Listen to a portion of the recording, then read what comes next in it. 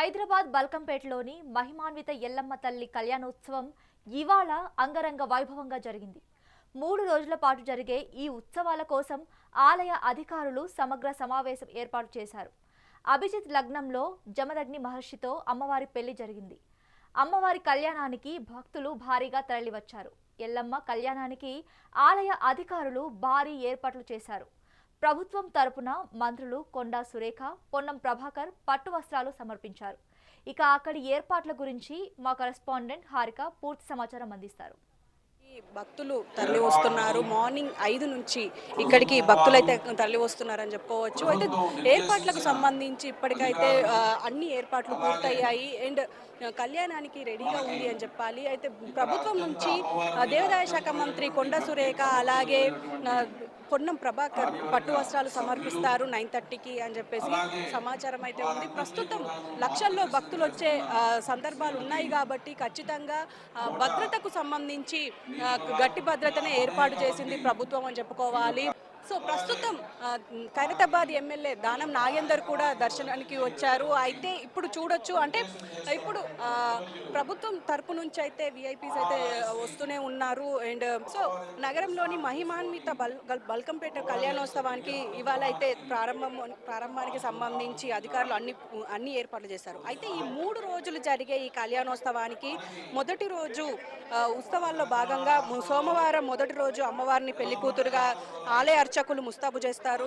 పుట్టమన్ను తీసుకొచ్చి ఎస్ఆర్ నగర్ వెంకటేశ్వర స్వామి ఆలయం నుంచి ఎల్లమ్మ వరకు ఊరేగింపుతో ఎదుర్కోళ్లు ఉత్సవాన్ని నిర్వహించారు. అయితే ఇవాళ 9 గంటలకు బల్కంపేట ఎల్లమ్మ కళ్యాణానికి సంబంధించి ఏర్పాట్లు అయితే స్టార్ట్ చేశారు. అయితే ప్రభుత్వం తరఫున ఇందాక చెప్పినట్టుగానే పొన్నం ప్రభాకర్ అండ్ కొండా సురేఖ వచ్చే అవకాశం ఉంది అని చెప్పి అంటున్నారు. అయితే రేపు రథోత్సవం జరుగుతుంది. అయితే ఇంత మనం మాట్లాడుకుంటూనే అండ్ భక్తులు కూడా తండోపతండాలుగా తరలి వస్తూనే ఉన్నారు. అండ్ ఇంకో పక్క ఏర్పాట్లకు సంబంధించి అంటే పోయిన ఏడాది జరిగిన ఎలాంటి అవాంఛనీయ జరిగినట్టుగా ఈసారి జరగకుండా స్థానిక ఎమ్మెల్యే తలసాని శ్రీనివాస్ కూడా అన్ని ఏర్పాట్లు చూసుకున్నారు నిన్న. అయితే దీనికి సంబంధించి అయితే ఇప్పుడు ప్రస్తుతం భక్తులకు ఎలాంటి ఇబ్బందులు కలగకుండా వాటర్ క్యాంపులు కావచ్చు, మెడికల్ క్యాంపులు కావచ్చు, ఇతర ప్రాంతాల నుంచి వచ్చే వాళ్లకు అన్నప్రసాదాలు కూడా కావచ్చు, అన్ని దగ్గరుండి ఏర్పాటు చేస్తున్నారు. అయితే స్వతహాగా వారి కుటుంబం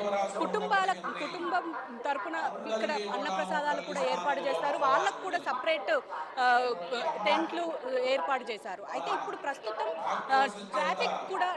ట్రాఫిక్ డైవర్షన్స్ కూడా ఏర్పాటు చేశారు. అయితే చుట్టుపక్కల ప్రాంతాల నుంచి వచ్చే వాళ్ళు అండ్ వెహికల్స్లో వచ్చే వాళ్ళకు కూడా ఎలాంటి ఇబ్బందులు కలగకుండా, ముఖ్యంగా ట్రాఫిక్ ఇబ్బంది కలగకుండా అన్ని ఏర్పాట్లు చేశారనుకోవచ్చు. అయితే భక్తులు వాహనాలు ఏర్పాటు చేయడానికి RNB office, GHMC ground, Fatehnagar railway under pass, nature cure hospital, Padmashri apartment roads వైపు ఈ పార్కింగ్ ఫెసిలిటీ ఏర్పాటు చేశారు.